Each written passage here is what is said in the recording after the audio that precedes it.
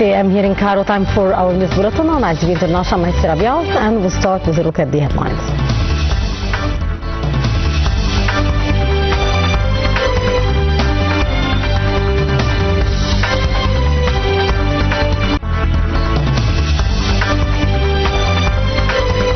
Foreign Minister Badr Abdulati discusses latest regional developments during calls with the counterparts. Iran guards say targeted U.S. base in Jordan with missiles. And Lebanon says 11 dead in strike on Tyre as Israel keeps up the attack on the south.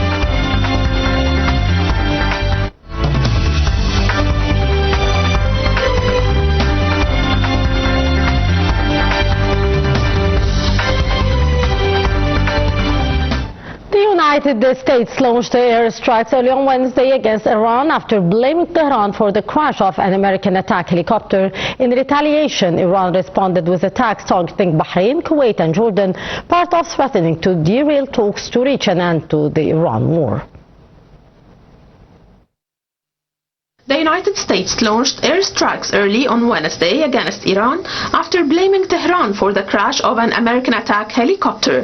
Iran responded with attacks targeting Bahrain, Kuwait and Jordan, part of a widening round of retaliatory strikes that threatened to derail talks to reach an end to the Iran war.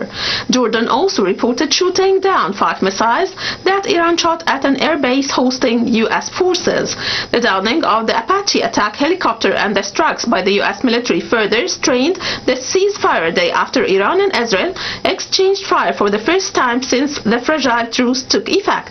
Meanwhile, Iranian state television said Tuesday that the Israeli attacks killed at least 2 members of the country's air defense units.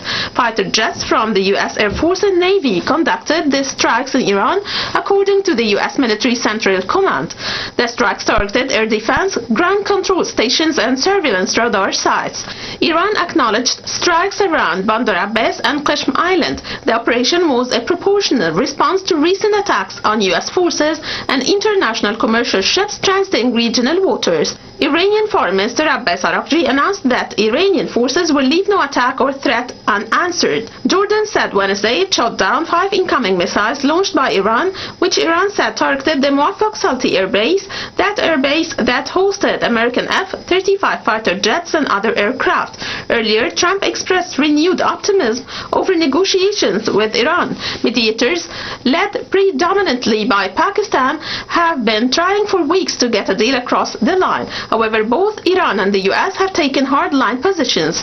Since the U.S. and Israel began striking Iran on February 28th, the war has shaken the global economy, driven up energy prices around the world and made many basics, including food, more expensive. Minister of Foreign Affairs Badr Abdulati and his Saudi counterpart Prince Faisal bin Farhan discussed a number of issues of mutual concern during a phone call. The two ministers tackled the latest developments in the Iranian crisis and its impacts on regional security and stability. They also tackled the situation in Gaza and in Sudan. Also on Tuesday, a phone call took place between Minister Abdulati and his Emirati counterpart Sheikh Abdullah bin Zayed Al Nahyan. The two ministers discussed ways to enhance Egyptian-Emirati cooperation across various fields as they affirmed their commitment to building upon the established strategic partnerships and close coordination that characterize relations between the two countries. Meanwhile, in a phone call with the U.S. President's senior advisor for the Arab and African Affairs, Mus'ad Boulos, where they discussed a number of regional issues of common interest, Minister Abdulati stressed the necessity to preserve Sudan's unity and territorial integrity, support its national institutions, and reject the establishment of any parallel entities. During the call, Abdulati stressed the importance of launching a Sudanese political process to end the conflict. Minister of Foreign Affairs Badr Abdulati held a series of phone calls on Tuesday with African Union Commission Chairman Mahmoud Ali Yusuf and a number of African foreign ministers. Foreign Ministry spokesman said that the phone calls discussed means of boosting the African joint work in a bid to reach peace and security in the continent, as well as means of supporting sustainable development efforts. Discussions covered the newly proposed dates and preparations for the 8th Mid-Year Coordination African Union Summit and the 49th Ordinary Session of the Executive Council of the African Union, scheduled to be hosted by Egypt this year. Lebanon's health ministry said an Israeli airstrike on Tyre killed at least 11 people on Tuesday, with the Israeli military warning the entire city to evacuate shortly after the strike. Lebanon's state-run national news agency NNA reported raids on more than a dozen other locations across the country's south, while residents of Tyre, including from Christian Quarter, fleeing and heavy traffic heading north after the Israeli warning. And in the coastal city of Sidon, further north, displaced people arriving from Tyre, some with belongings hastily strapped to the roof of their cars. France, Britain, Canada, Australia, New Zealand and Norway have imposed sanctions over violence in the West Bank. French Foreign Minister Jean-Noël Barrot said on Tuesday that France has also barred Israeli Finance Minister Bezalel Smotrich for leaders of settler organizations and 21 violent settlers. The UK government also urged British businesses and citizens to refrain from conducting financial activities in Israeli settlements in the occupied West Bank deemed illegal under international law. Foreign Secretary Yvette Cooper told Parliament that they believe that violent settler groups should not be profiting from the land that they have seized from the Palestinians.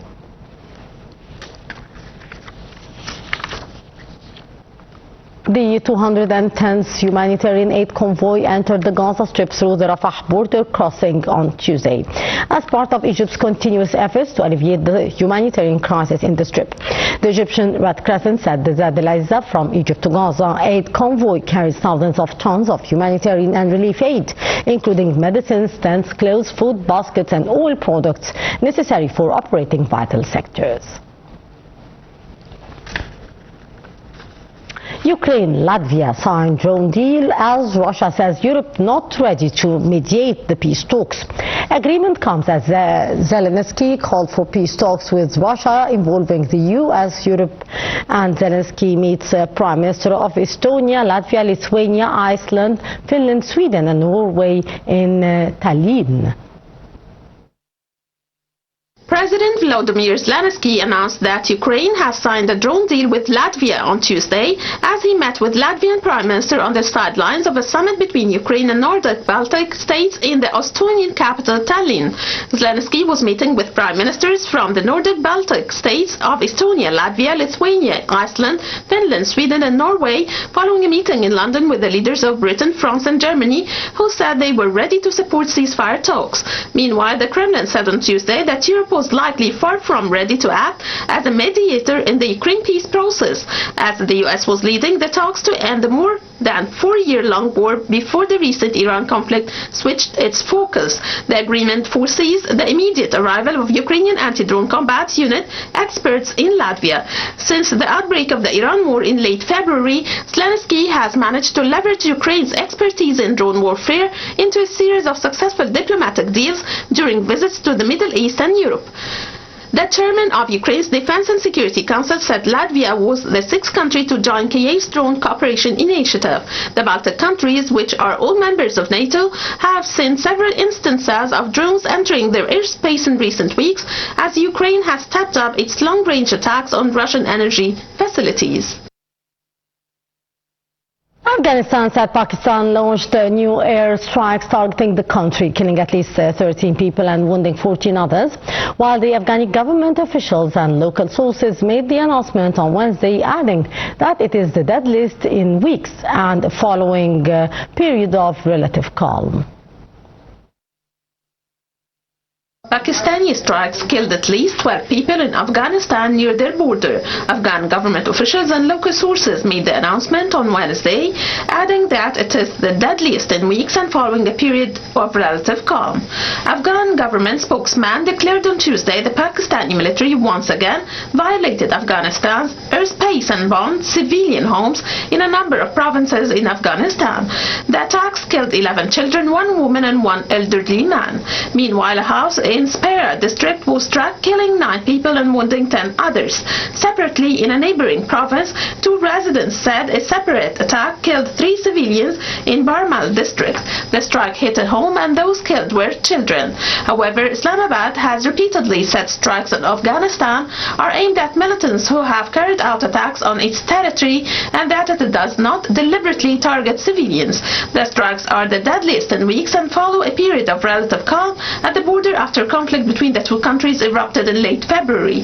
Earlier, at least 372 Afghan civilians were killed and 397 others wounded in Afghanistan-Pakistan conflict in the first 3 months of this year, according to a United Nations report. Relations between Pakistan and Afghanistan have been fraught since the Taliban took power for a second time in 2021. Rescuers in the southern Philippines pulled a body from the rubble of a collapsed supermarket on Wednesday as the death toll from a major earthquake climbed to 46. Rescuers searched ruined buildings in the southern Philippines on Wednesday to ensure no one was still trapped a day after one of the strongest earthquakes to hit the country in a half-century killed at least 37 people and displaced more than 32,000. Only 4 people were considered missing on official records in the southern provinces near where the 7.8 magnitude quake struck Monday morning, but the Office of Civil Defense acknowledged several collapsed and heavily damaged buildings must be thoroughly inspected for possible survivors or casualties. The earthquake centered off Mindanao, the second most populous Philippine island, injured nearly 500 people and displaced more than 32,000, most of whom fled to emergency shelters. The earthquake left a trail of destruction, including in General Santos, a lively coastal city of more than 700,000 people, known as the country's tuna capital, where at least 13 people were killed in collapsed buildings and due to falling debris. About 2,500 houses and 117 government buildings and facilities were damaged in several provinces, according to an initial government damage assessment. The international airport in General Santos remained shut for a second day, forcing the cancellation of 63 domestic flights, except for those on humanitarian missions. Washington says it is coordinating to protect citizens ahead of the FIFA World Cup as the United States has barred recent travelers from the DRC, Uganda, South Sudan from entry. This came as Ebola outbreak has complicated some travel ahead of the FIFA World Cup, which will be hosted by the United States, Canada and Mexico and begins on Thursday. In hopes of avoiding the spread of the Ebola virus during the Soccer World Cup, the Trump administration has called on European nations to follow Washington's lead and impose travel restrictions on people who have recently been in Central African countries affected by the Ebola outbreak. The U.S. on June 1st issued a formal diplomatic statement of concern urging European countries to implement travel restrictions related to the outbreak. However, an EU diplomat said EU states had not responded. The U.S. Centers for Disease Control and Prevention last month issued an order barring non-citizens who have been in the Democratic Republic of Congo, Uganda or Sudan in the previous 21 days from entering the U.S. Secretary of State Marco Rubio has said Ebola must not be allowed to enter the U.S., even though the country has facilities equipped to treat Ebola cases while containing the spread of the virus. A State Department official said that travel restrictions combined with funding U.S. pledges for the Ebola response showed Washington had stepped up to protect Americans from the Bundibagyo strain of Ebola that the World Health Organization has declared an emergency of international concern. Trump administration says it has delivered 150 tons of medical supplies and pledged over $200 million directly to the affected countries, making it the largest financial contributor to the Ebola response. Well, that will bring us to the end of the 8 a.m. news bulletin on Nile TV International. For more news and updates, follow us on www.nilinternational.net.